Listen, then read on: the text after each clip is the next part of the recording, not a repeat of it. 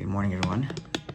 I'm going to do a little Hanukkah class today, but first I want to dedicate the class to the shluchim, the victims of the attack in Sydney.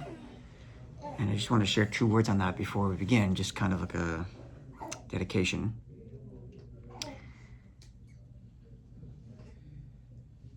Obviously, it's very emotional for all Jews everywhere.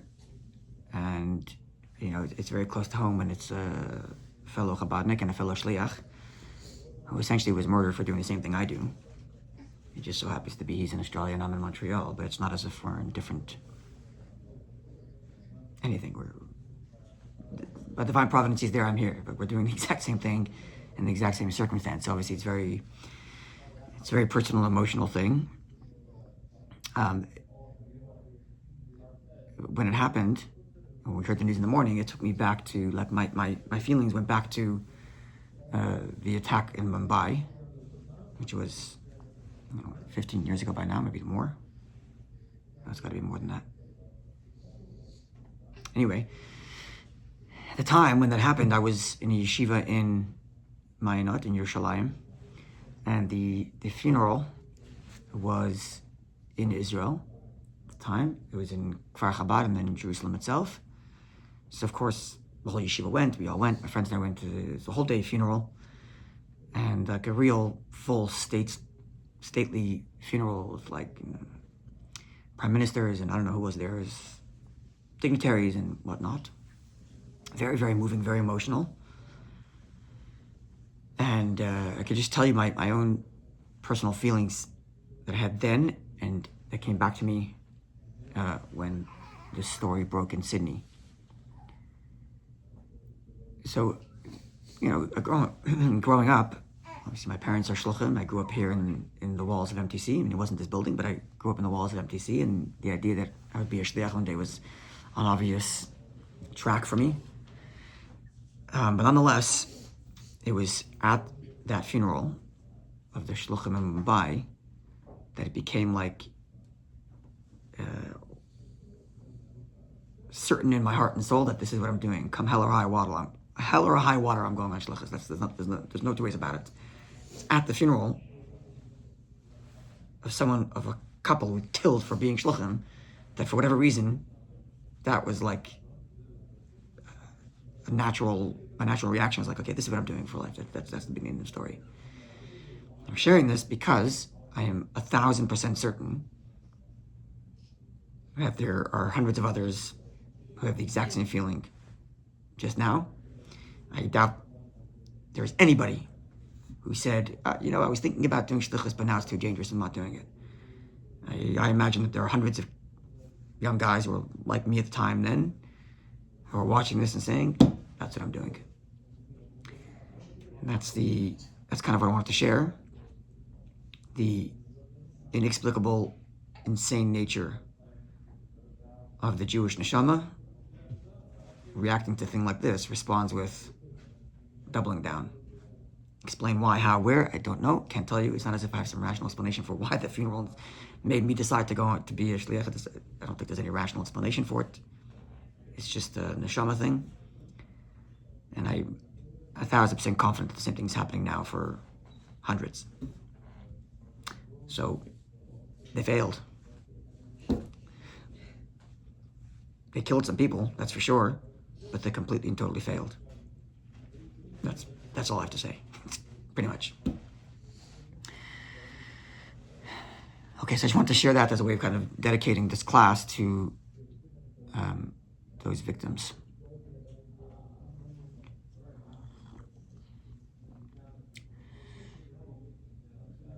Okay, so what I wanted to share with you today was actually somewhat linked to what we're talking about here, is a Hanukkah message and a Hanukkah thought that I've been thinking about and developing over the last week or so. So, first, just give some historical background to the story of Hanukkah. So the story of Hanukkah, as we all learned it on a very simple, plain level, the Greeks occupied Eretz Yisrael, the land of Israel, enforced religious coercion, outlawed Jewish practices, and the Jews fought back. The Maccabees fought back. That's the story as we hear it. But it's a little bit more nuanced than that. To understand the nuance of that, you have to back up in history a little bit more. How did the Greeks get to Israel? Why are they occupying the land of Israel? Right? We don't hear a story of the Greeks marching in and destroying the land of Israel, because they didn't. The story is that Alexander the Great, as I'm sure you've heard of, conquered the entire known world at the time. Came from Macedonia, wherever that is, up in Germany, Italy, somewhere there, and marches all the way around the entire Mediterranean crescent and conquers all of the known world all the way to Egypt, which is all the way at the bottom of the crescent, parallel to like Italy where he started. So the whole entire like C-shaped crescent of the Mediterranean he controls, all before he dies at the ripe old age of 33. Pretty impressive young man. Yeah, that's what he did. He marched through all over the world and just destroyed everybody and conquered the entire world. So he conquered and created this Greek empire, but never got to rule it because he died. Now, most cities and countries that Alexander the Great went to, he destroyed them. He razed it to the ground, literally destroyed them. Just killed them all and destroyed the cities. Not so when it came to Jerusalem. When it came to Jerusalem, it was a peaceful takeover. Peaceful in the sense that no one died.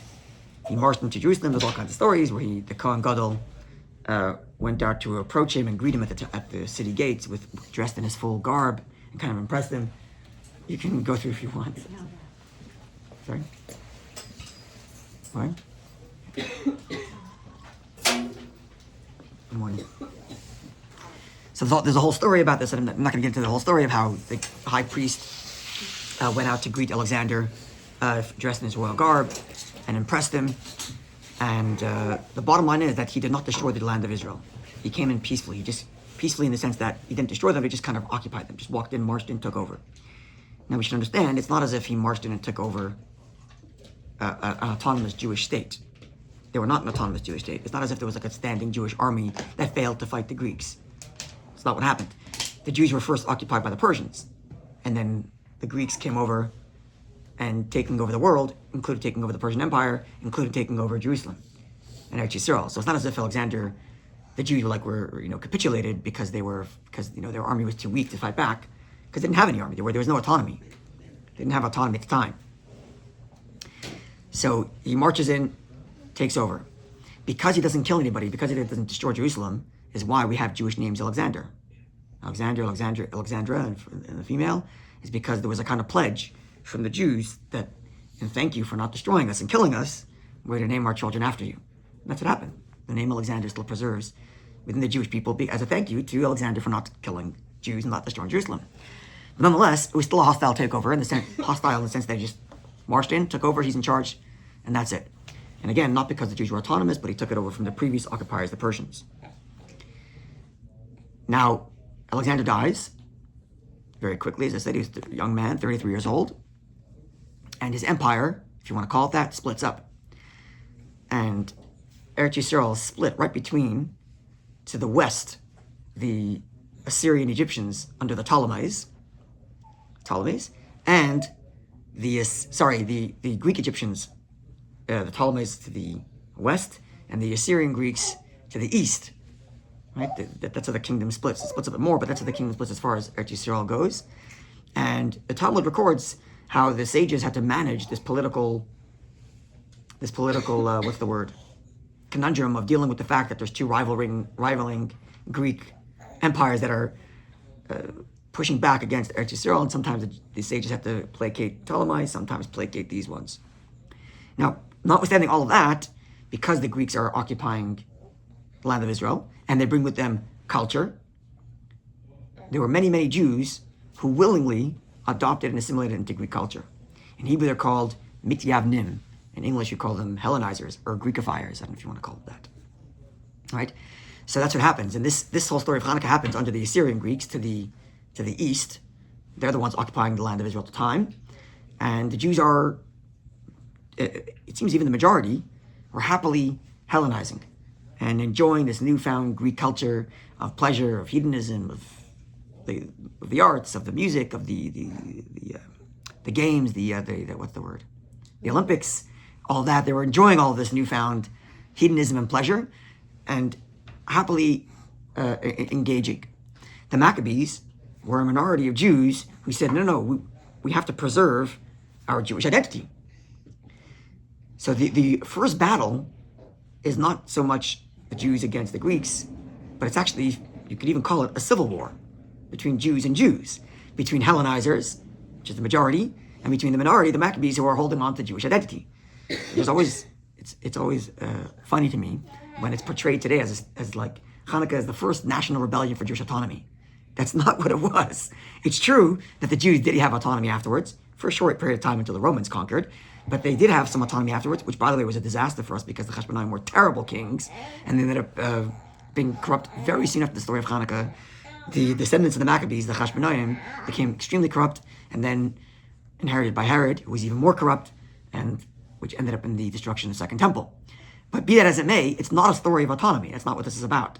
It was a battle, literally, between Jews over the soul of the land of Israel, whether it's going to be a Jewish country or it's going to be a Hellenized country. That's what it came down to. And the Jewish Hellenizers are the ones who invited the Greeks to join them in the battle against the Maccabees. Right? After the Maccabees run away from Jerusalem, they go to the hilltops. They were chased out of town by the Hellenizers, by the Jews, by the fellow Jews. So now, I'm sharing this context because imagine the following. So what happens to all these Hellenizers after Hanukkah? The Maccabees win the battle. It's a Jewish country. We preserve the Jewish identity. Great.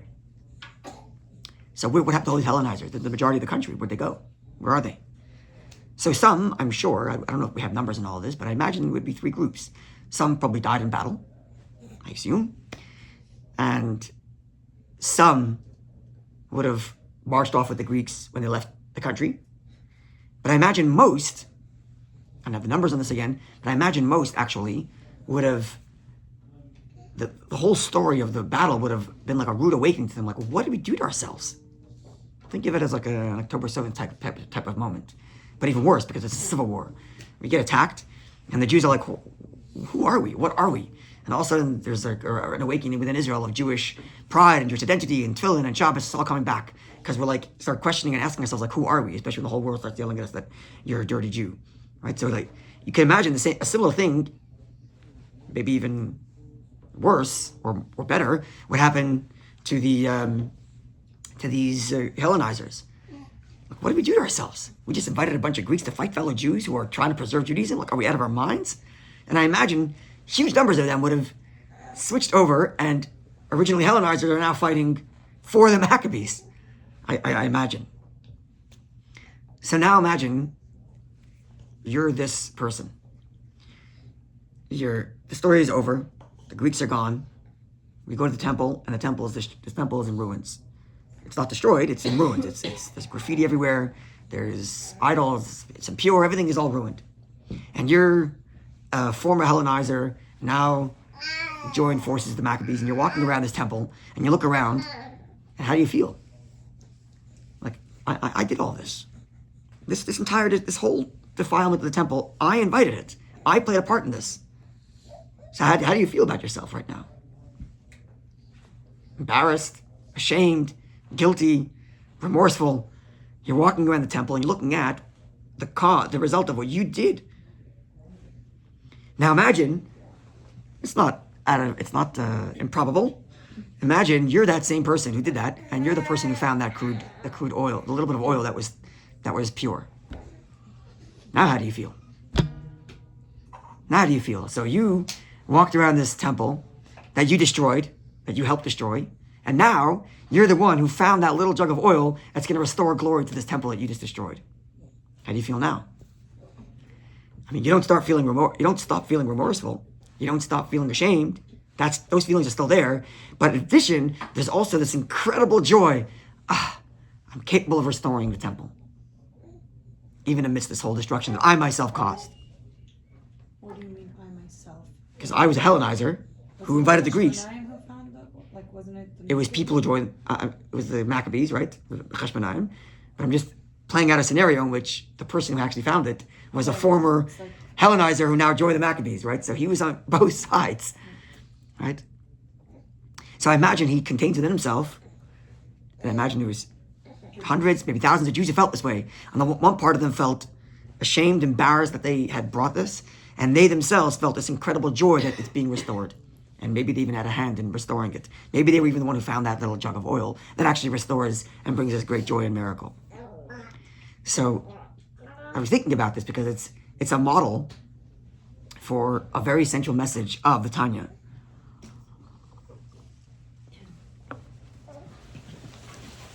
The opening of Tanya, the very beginning of Tanya. The first question that the Alter Rebbe asks at the beginning of Tanya is how to balance honest self-criticism, honest self-reflection, and being joyous and happy and not being sluggish. Because if all you do is honest in your self-reflection and self-criticism, you're never going to be able to get anything done. You're not going to be motivated. On the other hand, if you never do that and you're always just excited to do the right thing, or always just happy and light, you're never going to fix the problems you have. So how do you balance honest self-criticism and motivation, which requires excitement? You got to be happy, you got to be ready to move. How do you balance between the two? Self-criticism and motivation. It's the very first question the Alter Rebbe asks. Now, the Tzemach Tzedek, the third Rebbe of Chabad, the grandson of the Alter Rebbe, the grandson of the author of Tanya, says about this question that because of how lengthy it is in Tanya, it's hard to find the exact answer the exact point at which the answer is. The rest of the questions in chapter 1, and there's a whole bunch of them, you can identify the answer to this is in chapter X, and the answer to that is in chapter X. This one, you can't do that. It's too spread throughout. Because there are nuances to the question and nuances to the answer. But one of the perspectives about that answer is as follows. And it comes in chapters 29, 30, 31, 33, and 34. So it's like spread throughout all of those chapters. So he says as follows. In 29 and 30, the Alter Rebbe addresses a person who is self-assured, comfortable, and unmotivated to grow. Not because they're doing anything wrong. They're good people, but they're just like jaded. Doing what they do every day, following all the rules, doing everything right, without any enthusiasm, without any excitement. So he advises that this person take an extreme hard line of self-criticism, like very extreme. 29 and 30 is very extreme chapters. I don't recommend reading it alone. Read it with a guide, and definitely don't use it unless you're actually suffering from the issue he mentions at the beginning of 29, because it's very, very, very harsh in its self-criticism. He says to look in the mirror and point out that you're a narcissist. Not you. I'm a narcissist. I'm self-centered. I'm disgusting. I'm horrible. I'm evil. Literally, like really, really harsh. For 2 chapters, he goes on like this. Even if the person never did anything wrong, if he ever had dreams that weren't holy, you're terrible. You're selfish. Really, really extreme in its self-criticism. And then at the end of this whole journey, he says, okay, so and now what? So now you're crushed. So now you're no longer jaded because you feel crushed. We've taken care of that problem. But now you're crushed. How do you move forward? How do you do anything? So he says like this. A person should look in the mirror and tell himself, yes, it's true. All those things I said about myself are 100% true. I'm a narcissist. I'm self-centered. I'm terrible. I'm horrible. I'm disgusting. All true. But all of that is only true of my ego. Of the Ani Levadi. Of the I alone. But within me, beneath that I, there's another part of me. There's a part of me that's pure, that's good, and that was never corrupted. There's a part of me that never wanted to sin. We all know this because whenever we self-reflect, and we're honest about our past misdeeds, so we know why we did them in the moment. Whatever it was, we enjoyed it. We wanted to get it off our chest. We were angry, whatever it is. We know why we did it. But we also know that even while we're doing it, there was a part of us that didn't want to do it.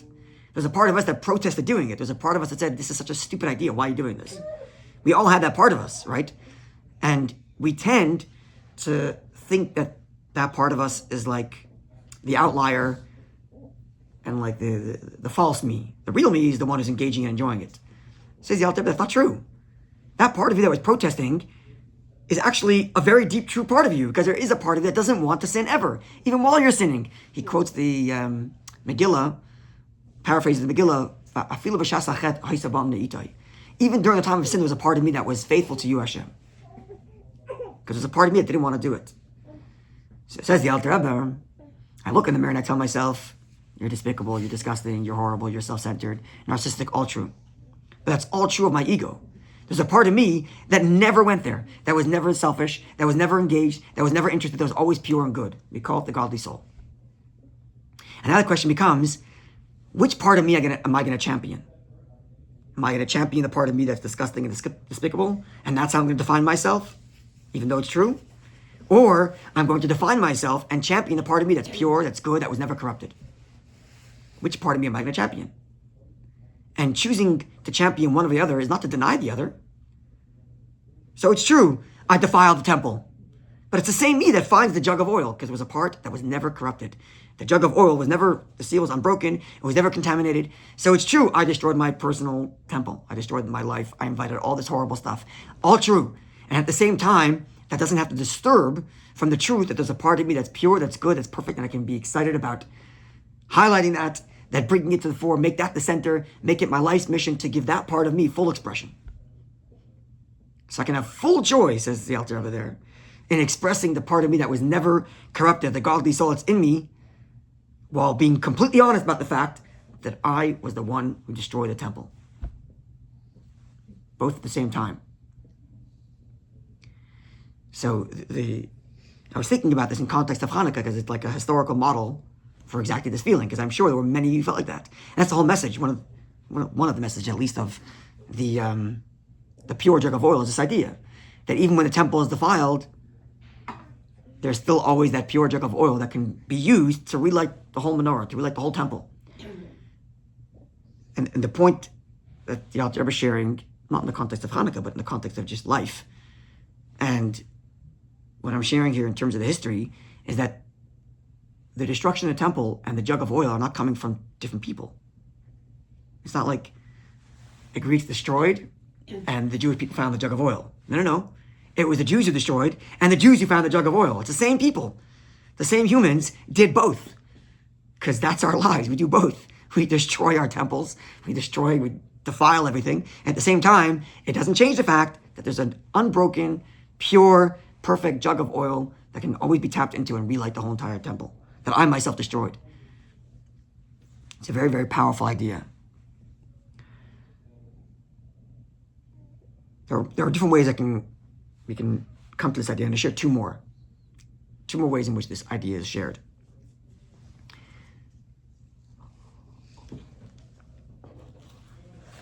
The first is from last week's Parsha. So, in last week's Parsha, there are two brothers, who are both faced with the same test. One fails and one passes.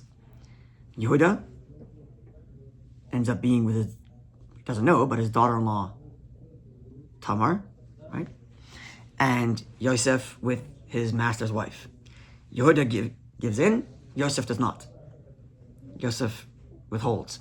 Now, there's a lot of talk about the different lifestyles and personalities and mindsets of Yehuda and Yosef, and why it is that Yehuda gives in and Yosef does not. But Rashi makes the following comment. Rashi has two interpretations, but in one interpretation it says like this: that Yosef actually showed up that day knowing nobody was in the house, and just she was there, and his intention was to be with her. That was his intention. So Rashi says his intention was to go there, to be with her. And then, the image of his father appears to him, and he says no. So what's the meaning of that? Why does his father's image stop him? Well, one could understand it to mean because he's afraid of disappointing his father. Maybe the problem with that thinking is, as far as Yosef is concerned, he's never seeing his father again. He doesn't exactly doesn't know the end of the storyline, so he doesn't know that he's going to see his father one day. So the idea of disappointing his father, I don't think that was the issue. In fact, from that thinking, his father's image could mean, my father abandoned me, no one's looking for me, forget those guys. I'm going to enjoy myself. Finished. I'm done. I'm over. I'm out. Goodbye.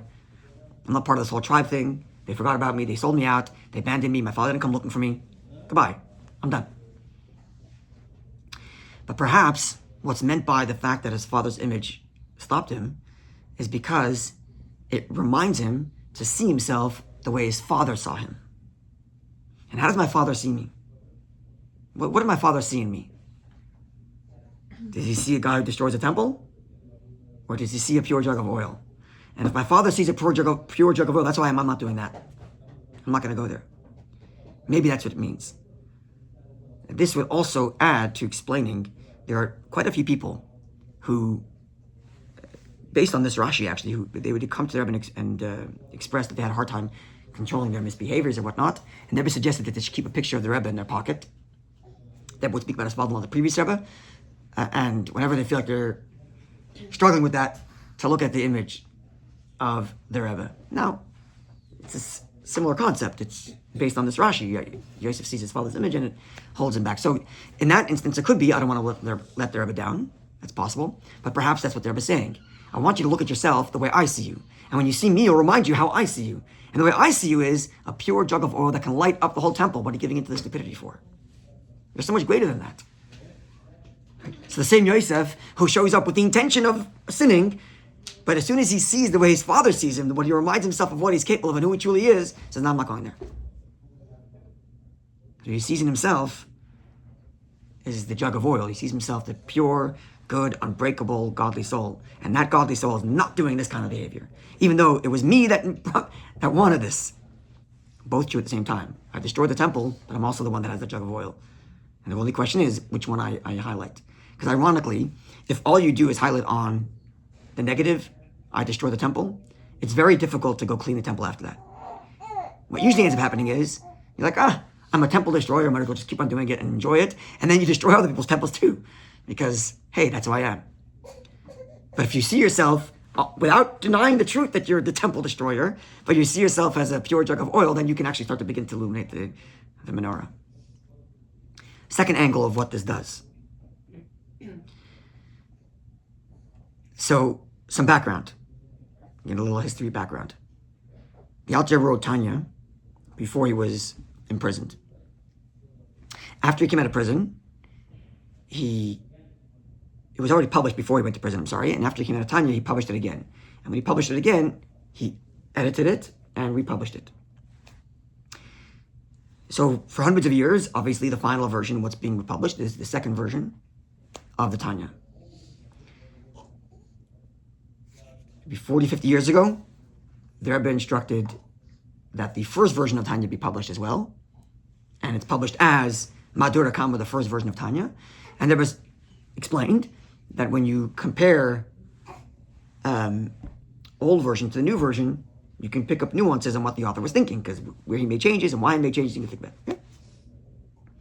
So it's an interesting study to learn the two Tanya side by side and see the changes and what was added to the second version. Now, what's striking is, when I did that, I learned side by side, the following occurred to me. And I did a little digging to see if anybody else noticed that, and people did. And I found an article written by Rabbi Bukit in Yerushalayim, in Eretz Yisrael, passed away. He wrote an article addressing this phenomenon, and I'll share with you what he explains, because I think he is correct. So I noticed it as follows. There are three major chunks of the second version of Tanya that do not exist in the first version. Completely don't exist. At the end of chapter 12, where there the Alter Rebbe actually talks about Yosef and his brothers, and talks about learning to forgive the same way Yosef forgave his brothers. And the context there is a Beinoni, someone who's remember about the Beinoni, the person who maybe struggles with controlling himself, but controls himself nonetheless. Right? The Beinoni is someone who's capable of sinning, who wants to maybe even, but controls himself. So there he adds that the same is true between man and your fellow man, that if someone offended you and you want to take revenge, don't do that. Be like Yosef and forgive. The end of chapter 12. That whole part is not there in version 1 of Tanya. Likewise, chapter 30, completely missing from Tanya. Version 1. Chapter 30, which I mentioned before, 29 and 30 is where the Alter Rebbe is very harsh. So 29, where he tells you to be harsh, he tells you to look in the mirror and to talk about all the horrible things you've done. And in 30, he says, compare yourself to another Jew. And that Jew who's a sinner that you're judging, think of how hard it is for him to control himself. And ask yourself, do you control yourself in your own life to the degree to which you're expecting that guy to control himself? So chapter 30, about being empathetic to people who are struggling. Right? So end of 12, where it talks about forgiveness, missing in part 1. Chapter 30, which talks about being empathetic to others who are struggling, missing in version 1. And finally... So 31 became 30? The chapters are split differently. Okay. A little bit, but yes. And finally, astonishingly, the entire chapter 32 is missing. Now, if someone knows Little Tanya and knows chapter 32, like, what? 32 is missing? Yep. 32, Lamed Beis, which spells the word lev, which means heart, which is that famous chapter that discusses love your fellow Jew, is completely missing from version 1. So these 3 sections of Tanya that all talk about love your fellow Jew and being empathetic are completely missing from version 1. Which is, it's crazy to think about, like, what's going on? So again, like I said, I did a little digging to see if anybody else asked around, to see if anybody else noticed this, and someone shared with me an article written by Rabbi Bookett, who suggests the following. So as I mentioned, between version 1 and version 2, the Alter Rebbe went to jail and was released on the 19th of Kislev. Now, the first thing the Alter Rebbe did when he came out of jail is publish a letter and send it to all of his Hasidim, telling them not to take revenge or to snicker at the Jews who put the Alter Rebbe in jail. The Misnagdim, the opponents of the Alter Rebbe, who were the ones that framed the Alter Rebbe. And for years, the Hasidim had been like chastised, admonished, looked down at by these opponents. And now that they're on the upper hand, I'm sure many, especially the young guys, wanted to, see, we're right. You're the losers now. And the Alter Rebbe forewarns them very strongly not to do that. And says, when God shows you kindness, you have to be more humble. He says, don't even whistle at them. Don't even whistle, that's the expression he uses. Don't even whistle at them. So Rabbi Bookett suggests that because the second version was written published after the Alter Rebbe came out of jail, it's the Alter Rebbe's way of saying, okay, if my followers are learning the Tanya, and there's missing an empathetic and loving your fellow Jew element here, then I have to add some stuff into this book. And therefore all the sections that he adds are all about forgiveness, being empathetic, and love your fellow Jew. Okay? Now, I want to zero in on the love your fellow Jew part and how it links back to what we were talking about before. So the Pasuk Torah says, love your fellow Jew as you love yourself. Right? Now that statement, love your fellow Jew as you love yourself, assumes that you already love yourself. And then it says, if you love yourself, love your fellow like you love yourself. Right? Now, I don't know that there's much commentary written throughout the generations on this idea of love yourself, because it wasn't a big deal, it wasn't a big thing. But in recent years, loving yourself is a very big fad, it's a very big deal. You gotta love yourself, take care of yourself, and all the rest of it. And here's the irony, especially the way it's presented in the modern world. Love yourself usually is explicitly at the expense of love your fellow.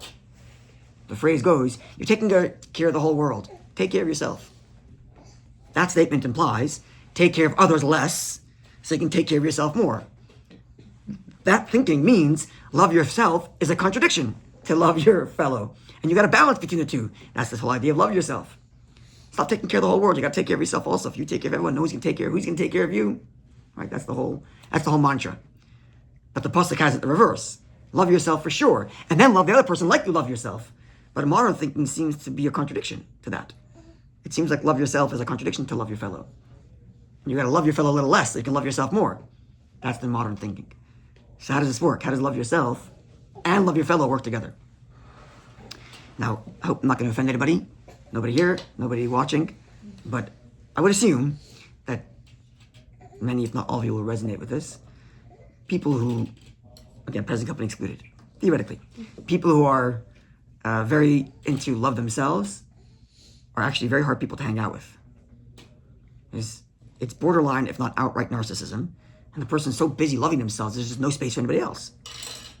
It's because their whole life is busy, like, I take care of this myself, I gotta take myself here, take myself here. It's like, do you notice somebody else? Is there anything anybody else needs in your life? Right? So, because again, the whole thinking is, love yourself must come at the expense of love your fellow. And love your fellow must come at the expense of love yourself. And the Pasuk has it the other way around. Love your fellow just like you love yourself. And the two are somehow somewhat symbiotic. So it would seem to me that the Alter Rebbe actually addresses this question with what I just shared with you. So I mentioned earlier that the Alter Rebbe tells you, look in the mirror and tell yourself this is all true, you're terrible, you're disgusting, you're narcissistic, all the rest of that. But tell that to yourself, understanding, this is only me, the ego, but beneath me there's a beautiful me, and I gotta make that the center of my life. And the jug of oil, the pure, beautiful, unbroken neshama, that's what I'm gonna make the focus of my life. That's the end of 31. And from there he goes to 32 and says, if what you love about yourself is the narcissistic, self-centered part of you, then yep, you're not gonna be able to love anybody else. But if what you love in yourself is the pure jug of oil, the pure neshama that's godly, that's goodly, that never was corrupted, then that's what you're going to see in everybody else, and you'll happily love everybody. So you love yourself does lead to your fellow Jew. The question is, are you loving the correct you? If what you're loving about yourself is the narcissistic, self-centered self, and I have to take care of myself there, take care of myself there, if that's what you're loving, then my apologies, but you're going to be a temple destroyer and a temple destroyer of others. Because you're not going to have space for anybody. And your whole life is just going to be me, me, me, me, me. It's not going to be a place for anybody. If that's the love of yourself you're expressing. But if the love of yourself you have is for the pure, beautiful, godly neshama that's inside, then that's not a contradiction to anybody. On the contrary, everybody has that neshama. Everybody has that beautiful spark. And that's all I'm going to see in somebody else. So the love of your fellow stems directly from love yourself. If you love yourself correctly. And not narcissistically. If what I see in myself is a temple destroyer, and that's the hedonistic self that I like, then yeah, you're not going to have place for anybody. But if what I see in myself is a beautiful jug of oil that's never corrupted and beautiful and pure and godly, then yep, that's what I'll see in everybody. And then I can love everybody. And then one final point, that again links this. There's so many things that link into this. Whenever we learn about the tzaddik in Tanya, and we learn that the tzaddik, unlike the Beinoni who's struggling to control himself, the tzaddik is somebody who is despises the very idea of doing sin. The idea of doing sin is disgusting to this person. Right? We learn this in Tanya. The Beinoni, the average person, may want to sin, but he's got a self-control. The tzaddik, especially the high-level tzaddik, the idea of doing a sin is disgusting and abhorrent. And not like disgusting and abhorrent, like I don't want to eat spiders. Me not wanting to eat spiders, even though it's a sin to do so, is because I'm born in Canada, and in Canada, spiders are disgusting. If I was born somewhere else, maybe I would think it's a cuisine. Right? It's a cultural thing. It's not a godly thing. For the tzaddik, the very notion that you're doing something not godly is a despised, disgusting behavior. So whenever I learn this, inevitably the question becomes, so how could a tzaddik look at anybody? A tzaddik looks at me, he's probably disgusted. That's inevitably the question. Because I'm a sinner. And if that's what they see in me, then they're probably disgusted by a guy like me who's so self-centered. Right? But I hope after what we just spoke about, we're seeing it's not the case. The tzaddik doesn't see the fact that you're disgusting, or maybe he does. He knows you destroy the temple. It's possible he knows that. And he wants you to fix it. But much more importantly, the tzaddik sees in you the pure, godly jug of oil, and he's begging you, can you see it also, please? Right? Like Yosef, seeing his father's image reminds him of what his father sees him. The chassid looking at the picture of the Rebbe and says, what does the Rebbe think of me? How did the tzaddik think of me? The tzaddik doesn't see me as a temple destroyer, who's a narcissistic, self-centered person. The tzaddik sees me as a jug of oil that's capable of lighting up the whole menorah. That's what the tzaddik sees in me. So if anything, the tzaddik feels bad for me that I'm so ignoring the beautiful part of me in exchange for some silliness. So if anything, the compassion the tzaddik has is even greater, considering how he truly knows what that jug of oil is capable of, and looking at me like, oh, why aren't you tapping into it? Don't you realize how much you can do? So all of these messages come together into one singular idea, which links back to what we talked about in connection with the events in Sydney. It's an inexplicable thing when things like that happen. Like, how do we see ourselves when things like that happen? All the stupidity gets stripped away. It's very hard to be caught up in your own stupidity when you're a narcissistic temple destroyer. When you're watching something like this, you're watching something like Jews get gunned down because they're Jews. It's very difficult to say oh well, I'm going to go around and just enjoy myself and be a temple destroyer. It's very difficult to do that. And what ends up happening is, like the olive that's crushed, that produces the oil, as the Midrash tells us, the Jew is compared to the olive for that reason. So the pure jug of oil comes out. And inexplicably, the Jew comes back with saying, no, I'm a Jewish neshama. I'm pure, I'm perfect, I'm connected to Hashem, and that's what I'm going to make the focus of my life. That's the antidote to narcissism. It's an antidote to the lack of love between one Jew and another. And it's the antidote to my own narcissism that destroys the temple. It's to remind myself that's not the end of me. It's true. It's all true. And I got to be very honest about that misbehavior. But it's not the end of the story.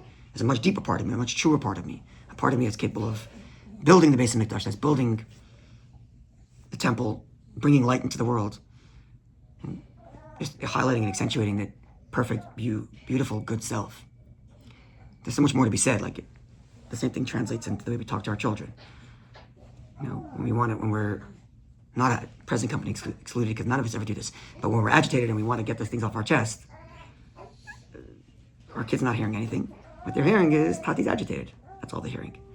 Because what I'm seeing in them is an annoying child. So if what I'm seeing in them is an annoying child, then that's what they're going to see in themselves. But if what I'm seeing in them is if I'm the image of the father that Yosef sees, that they see in themselves the pure, beautiful potential of that beautiful, pure neshama, then that's what they're going to see in themselves also. Right? It translates into so many different areas. So with that, I want to wish everybody a happy Freilich Chanukah. It should be a joyous Chanukah indeed, a Chanukah of comfort for everybody that truly brings light to the world, and most importantly, brings out the inner light that will bring that light to our own lives and to the world around us. Thank you.